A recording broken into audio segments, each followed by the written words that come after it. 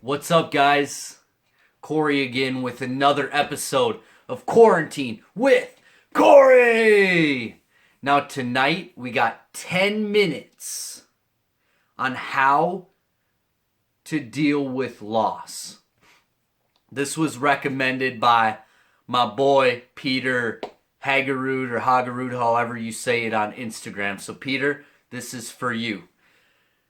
10 minutes starting now. So, loss is kind of one of those words that it can take on so many different meanings, right? Like, it could mean losing a game or losing a shoe or something really big, as in losing a family member, losing a life, losing a job, stuff like that, right? It takes on a new meaning depending on what we're going through in that current moment of our lives and what we've been through, right? Some things that happen in our life completely change the meaning of loss to us forever. Now, for me, that moment that changed the meaning of loss for me came on January 5th, 2011. Now, I had just got off work at the Mayo Clinic. You've probably heard of that. If you're from Minnesota, of course you have. But even if you're from the other side of the country, you've probably heard of the Mayo Clinic. Yeah, it's like the number one hospital in like America, yeah, or the world, right? Oh yeah. So I had just got off work at Mayo Clinic. It was 7:30 and I hadn't looked at my phone since like 5:30 at my last break. And unlike any of you guys, I'm kind of addicted to social media, right? Like some of you guys know, right? So I couldn't wait to get caught up on all the latest and greatest what I had missed in that last 2 hours. Like, are my friends' relationship statuses still there? Is there even a world outside these walls anymore? I didn't know. So before I could even punch out for the night, I pulled out my phone to go check on social media, but before I got there, I noticed I had a voicemail from my dad. It seemed strange because I had never got a voicemail from my dad in my entire life. So I went to it right away. I clicked on it, and this is what I heard. Yeah, this is your dad. Just wanted to let you know that I always did love you, Cory. Bye. I was overcome with emotion. See, you guys need to understand something about me. I was 19 years old at the time that my dad left me that voicemail. And I had waited my entire life up to that very moment to hear him say those 3 words to me. But I knew something wasn't right. I could hear it in his voice. My heart started pounding as I ran to my car so I could go check on him at his shop. Each time I called with no answer, I became more worried. I finally pulled down the driveway of his shop where I saw 2 County Sheriff deputies. I threw my car in park. What's going on? I'm Mark's son. Is he here? No.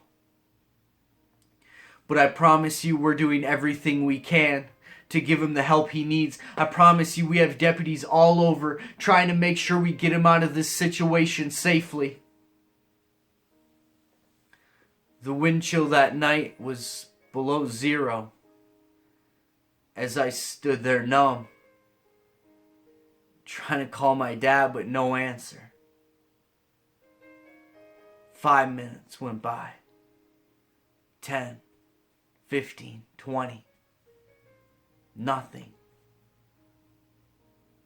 25, 30, 45 minutes, still nothing. Finally, after about an hour, my mom pulled down the driveway with my uncle. She could barely even stand when she got out of the car. Mom, what's going on? What's going on, Mom? Have you talked to Dad? Yes, Cory. I begged him not to do this, Cory. I begged him to get help, but he won't listen to me, Cory. He won't listen. I took my mom's phone from her and I called my dad, and he finally picked up. Yeah? Dad, what's going on? What are you doing, Dad? What's going on? What do you care? You said yourself you don't care if we ever talk again. You don't care if I ever have a relationship with your daughter. Why do you care? No, Dad, please. I said that out of anger. Please, Dad, don't do this. I'm sorry. Dad, please. He said it's too late. He hung up the phone. A few minutes passed what seemed like an eternity, and one of the sheriff deputies was able to get my dad back on the phone. Mark, it's Deputy Blank with the Mower County Sheriff's Department. What can I do to get you out of this situation? What can I do to help? I understand, Mark, but please, there's a better way. Please, Mark, just listen to me for a second. Just let me help you. Mark, please, just listen to me. Mark, please. Mark, please, just put the gun down and...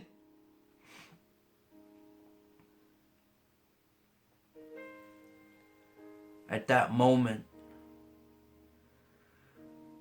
I watched as that officer fell to his knees, slammed the phone down on his squad car, and just shook his head. He said, "I'm so sorry. I'm so sorry. I tried. But there was a gunshot. And the phone went blank."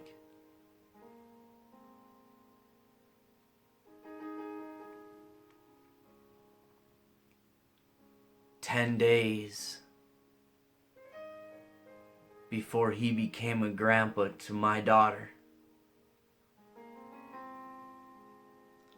my dad pulled the trigger and ended his life.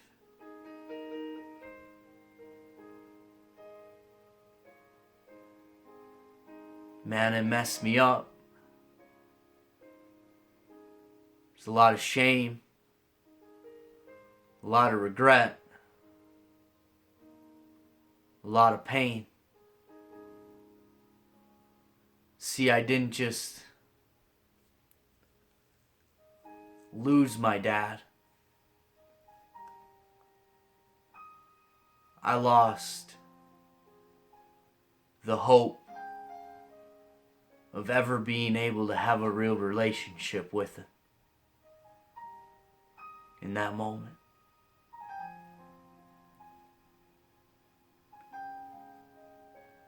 Loss took on a whole new meaning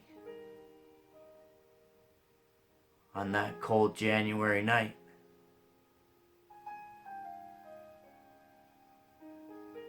And see, my whole life, I ran away from my pain. I ran away from my problems. So that's what I did. That's the only thing I knew to do was run. So I buried it. I isolated myself. I ran. And so everything just kept getting worse. The depression, the anxiety, the panic attacks just kept getting worse because I never dealt with it. But thankfully, through this crazy turn of events, I met this guy named Jake. And Jake, he started to earn my trust. And we started to have some real conversations. And he probably didn't even know how important he was to me in this moment. But for the first time in my life, I let my guard down just a little bit. For the first time in my life, I decided that my life was more important than my image. And I started to open up just a little bit. And that's when things started to change. You see, I don't know what that loss has looked like in your life. I don't know what you've been through. I don't know what your story is. But this is what I need you to know. That you can't run from it. You can't hide from it. It only gets bigger and more powerful when you do that. You gotta turn around and face it. No matter how scary, no matter how bad you think it's gonna be, you gotta face it. But you don't have to do it alone. So whenever you deal with loss, whatever that loss is, no matter how big or how small, the way to get out, the way to overcome, is to face it. One step at a time. One moment at a time. You see, so many times we try and cover our weakness so we look strong. But the truth is, there's strength and power in vulnerability. So find people in your life that you can trust. That when life is turned upside down, you're dealing with loss, that you can go to them and not have to hide. And that they can help you walk through that season. I'm not saying it's easy. I'm not saying you're not going to have bad days. But I promise you, there is a light at the end of the tunnel. Because I found it.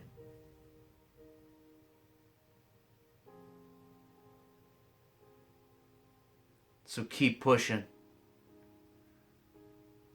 Keep fighting. Keep believing.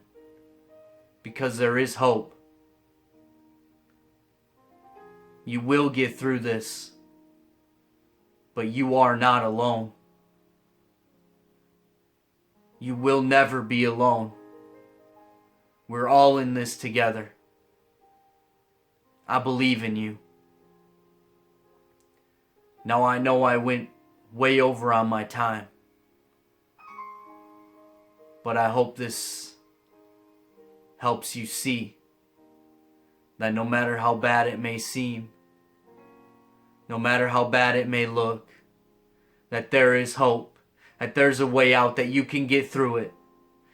But remember, there's power in vulnerability. There's strength in vulnerability.